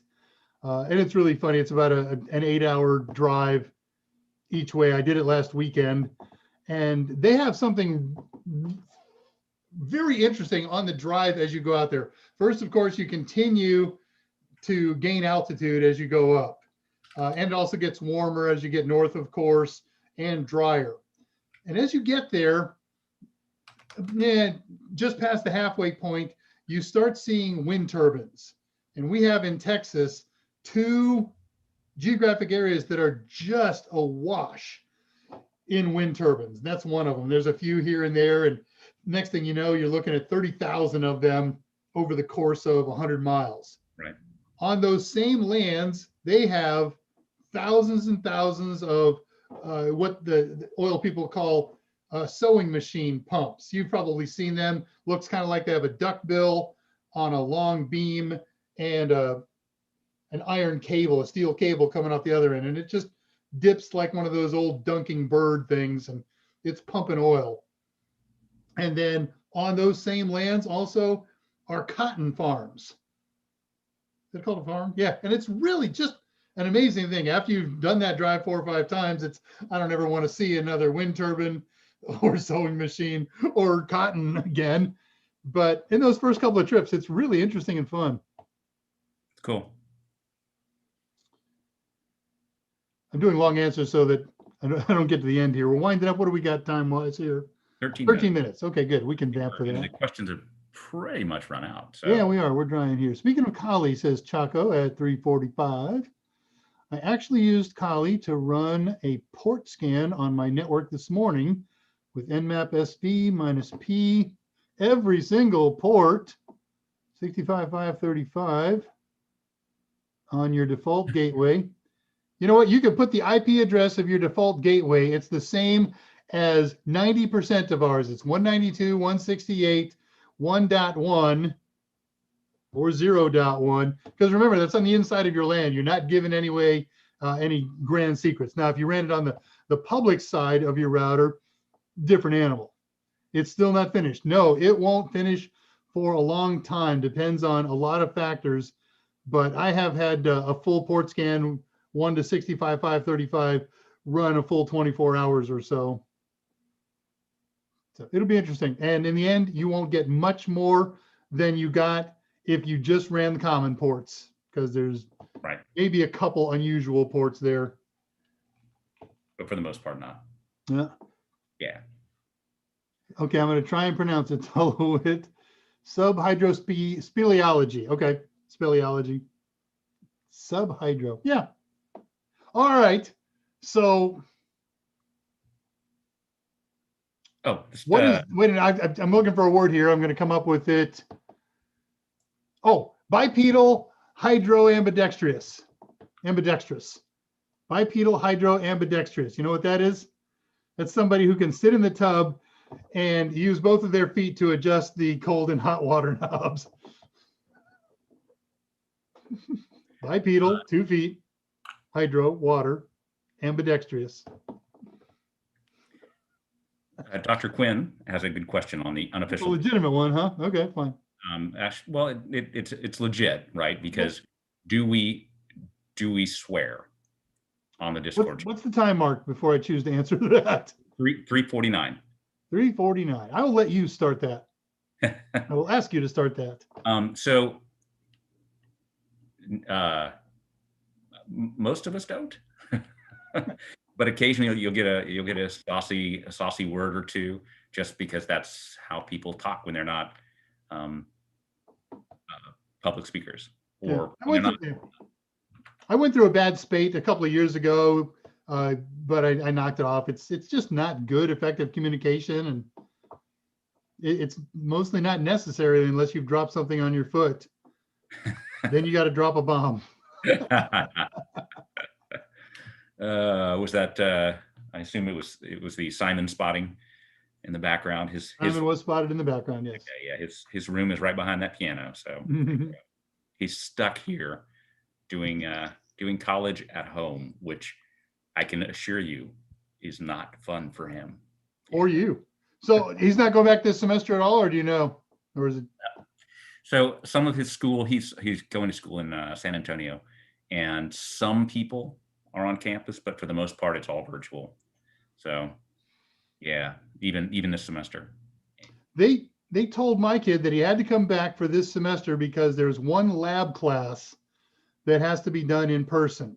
Wow. So he went to it yesterday, and the TA says, you know what, we could do this on Zoom. Those of you who turned up today, we'll do a lab today, but the rest we can do on Zoom. He never needed to go back, and he studies very well at home. So that's could have saved myself $2,000 worth of dorm money. Oh well, it's all good. Yep. I use somebody's $2,500 car and live in that. Axe, Dave, when I win, can I be part of that billionaire spelunky crowd? Yeah, I bet there's a lot of them. Oh yeah, and right after the spelunking crowd, we can start our own spaceship company. Yeah, great. Well, that was my wife said, you know what, space tourism to the space station only costs $20 million. Yeah, if you win $1 billion, and we're going to pay 50% in taxes and then take a hit on the lump sum, but you're still going to walk away with $400 million cash. I would so go to the space station. I would throw 20 at the space station. Yep. Mike's got a picture of himself up on the space station. I would go to top that, and I've got me on the space station. There you go. That would be very fun. And call his lady friend from there. The mile low crowd. So I'm going to put up, since it looks like we're at the end or thereabouts, I'm going to put up the special. Okay. You can put up your. I'll repost the big one here. We just debuted our electronic book versions, our ebooks, on our training hub, and they're for this week. The special for you, just for you, is 25% off on the A+ Network Plus and Security Plus ebooks and the Passport versions of those. All you do is just go to www.totalsem.com. Check out whatever ebook you want to get, and at checkout, type in the code NMN. Gee, why does Kathy come up with these things? NMY011821 at checkout, and you'll get 25% off the new ebooks, which are awesome. These are 2-year online licenses, which should be good to get you through your next certification. So anyway, check it out. If you pronounce that, it's enemy. Maybe she's not angry at someone. And of course, don't forget, if you didn't get a question answered here today and you want to talk to Scott or I or Mike, email us, daveR@totalsem.com, scottj@totalsem.com, or Mike is at michaelm@totalsem.com. We would love to hear from you, answer questions, take your criticisms, your compliments, preferably your compliments, but you think you got something you can improve on us? We'd love to hear it. Absolutely. Elbow came back just for a minute. Well, good, because we've only got 6 minutes left. Yeah, right. So you took my line, Michael Reeves. I was thinking if we got cruise ships, I would install pies and run them. I like it. Okay, that works. No, he's got friends in low places. That's one of the only 3 country songs I have on my phone. I'm an old rocker. Speaking of Discord, Scott Jernigan, is foul language recommended at Discord? It's not do we use, it's not do we swear, is it recommended? The bottom line on Discord is you may be yourself. This is true. That's why it's the unofficial Discord for Totalsem. There's one guy who is very, very free with his language. And it's really funny. It comes so natural to him, but sometimes he'll say something and just bust everybody up. Yeah. So I will unfortunately not be on Discord until much later. I have a meeting with my publisher right after this live stream ends. So I'm going to do that. And It'll take me about 5 minutes to clean up and I'll be there. My wife cusses like a sailor. That's two things you've told about your wife that I caught today, Michael Reeves. I'm not sure she'll be thrilled knowing how much about her you purport to share. I'm also hoping that in some cases you're just joshing us. Andre. At 3:50, I'm not going to read it. Because I'm on a Total Seminars resource. That's right. I know. I get you. I don't swear, even if it wasn't for a moral reason. Feels like it makes people sound like 8th graders. Okay. You know, some people do, some people don't. It's all about your life. I would never want to have a doctor who attended all classes virtually. Unless he was seeing you virtually. Stick out your tongue to the camera. That's how my doctor's doing it. Better than going to the medical your center. password generator just to trip us up. Looking at you, Z-Dog. And I'm not using any names and not claiming anything. So I would close this thing off right now. And the reason that I'm not is because Michael has a timer that goes off about a minute before we turn the stream off. So it would just be dead air for the next 4 minutes. Well, okay then. So that's all right. We can do this. So what do you got going on this weekend, Scott? It's all fun and games here at Shea Jernigan. I will be writing Security Plus questions, the 601, and working on the Network Plus 008 objective map, as Dave talked about earlier. Yeah, you got to do your part, and I got to finish mine. Right. So, I mean, it's and if the weather permits, I'm going to go on a nice 20-mile bike ride tomorrow. So that'll be great to start the day. Have you been biking in the last couple of months, or are you just picking it back up now? Picking it back up. Okay. So, What everybody doesn't know or may not know is that Scott is an avid biker for both exercise, fun, and he participates in, the big long rides. We're riding to San Antonio for the next 2 days for 150 miles, or it's more than that, right? Yeah, Austin, 180 miles. Yeah. 180 to Austin. Yeah. Including the big hill. The big hills. That's right. We're not talking, Tour de France kind of hills. These are, but compared to, now think of where I live, right? I live in a totally flat city, totally flat. So when I start riding into the second day and suddenly I'm going up 10-minute hills, it's a whole different game. So, yeah. So when you do these 2-day ventures, do you guys hotel at the halfway point or tent, or how does that work? We have, it depends. If you're on a team with deep pockets, that's the best way to do it. You then have support people who show up and they have a big communal tent, and you've got cots and you've got sleeping bags and all that stuff. If, like the first year I did it, I wasn't on a team at all. I slept in a barn. I made the sand as soft as I could and put my sleeping bag on it, slept for about an hour, got up the road for another 90 miles. So, wow. Yeah. So it depends on the rider. He says, I rode 57 miles the other weekend with my friends. Cool. Much respect. That isn't easy. Yeah. My kid has turned into a bicyclist. I purchased a bike from Scott a couple of years ago for my missus. She rides it regularly, and when she's not riding it, my son rides it. He took a bike to school last semester. It was stolen in short order. So fortunately, it wasn't a good, high quality bike, but while he was home for winter break, he was riding all the times, at least 30-mile runs for most days. Well, we did it. Alabama just created a 150-mile trail. We're thinking of going. Cool. Be good. Yeah. I'm a neophyte MT beer. Oh, okay, mountain biker. Yep. Lycra biking. I like the bikers in Houston, the bicyclists, Like when they run along the roads that don't have bike trails or sidewalks. That's like Grand Theft Auto 6. yeah, there it is. Hey, well, we've hit it. We got about 8 seconds to go. We're going to nail this one right on time. Hopefully Michael is spectating. So everybody have a good and safe weekend. We're in the peak of all this nonsense.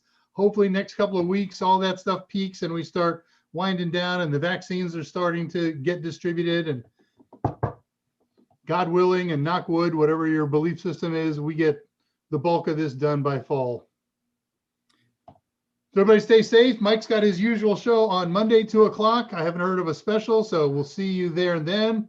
Okay, See sounds him good. again on Wednesday. And then next Friday, we will be back with a vengeance and do a DNS server install. So until then, good night. I'm not going to do a stare. I'm just going to talk with Scott until somebody says the stream is off. We could be here for hours.